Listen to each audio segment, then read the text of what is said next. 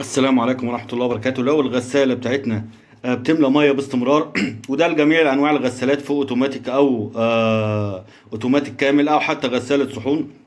لو بتملى مية باستمرار حتى لو فصلنا الكهرباء بيكون عيب صمام. طيب لو بتملى مية لكن لما بنفصل الكهرباء المية بتفصل، برضو في احتمال ان هو يكون صمام، لكن الاحتمال اكبر هنشوفه مع بعض ان احنا بنبقى الغسيل شغال وكل حاجة شغالة لكن المية ما بتفصلش.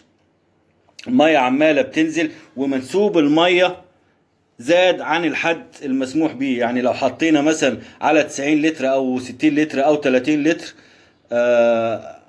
يعني 25 او 60 او 28 او 100 لتر حتى، وبتزيد المية. المفروض المية ما تزيدش عن الجزء ده، فكده منسوب المية بيزيد.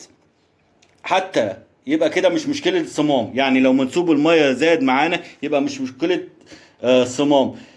لان الصمام حتى لو شغال على طول فالمنسوب المية الزيادة المفروض ميزان المية بينزله في التصريف. اي مية زيادة بينزلها في التصريف علشان طبعا المية ما تطلعش معانا فوق الجزء دوت وتنزل على الغسالة من تحت وتسبب مشاكل في الكهرباء والسلوك الكهربائية. لان طبعا المية لو زادت بتنزل من الجزء ده من عند الحلة من خلف الحلة، ففي سلوك كهرباء وحاجات فتبوظها، فميزان المية مشكلته كده. طيب لو المية زادت معانا عن المنسوب الطبيعي، احنا قلنا كده خلاص مش صمام.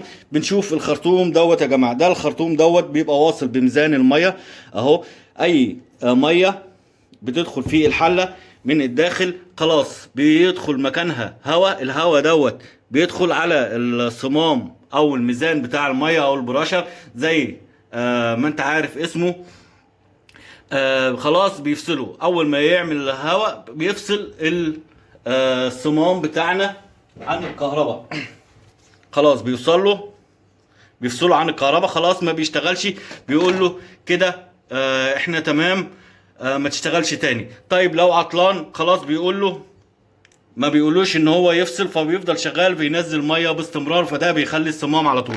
فاول حاجه نكتشفها قبل ما نشوف الصمام قبل ما نشوف ميزان المية تالف ولا لا، هو الخرطوم ده لو فيه قطع بسيط، يعني لو قطع بسيط او اي حاجة طبعا مش هيشغل ميزان المية وتفضل الغسالة تملى مية باستمرار. لو مفكوك من مكانه هيحصل نفس المشكلة. كمان لو في تشققات او مسدود هيحصل المشكلة. وكمان ممكن مشكلة تحصل لو في رغاوي، يعني لو استخدمنا مسحوق بيعمل رغوة كتير، الرغوه كمان هتدخل فيه فالميه تنقص معانا. دوت بيحصل العكس، الميه تنقص معانا لان هيدخل له هواء وهيدي له امر ان الغساله مليانه وهي لسه ربعها او ما كملتش الميه بتاعتها. فلازم اول حاجه بتاعتنا قبل ما نكشف الصمام نشوف الخرطوم ده راكب كويس، وكمان ما فيهوش اي تشوهات وما فيهوش اي قطع. اي قطع بسيط خلاص هيسرب هواء، فمش هيدينا الامر او الشغل اللي احنا محتاجينه بالظبط. شكرا.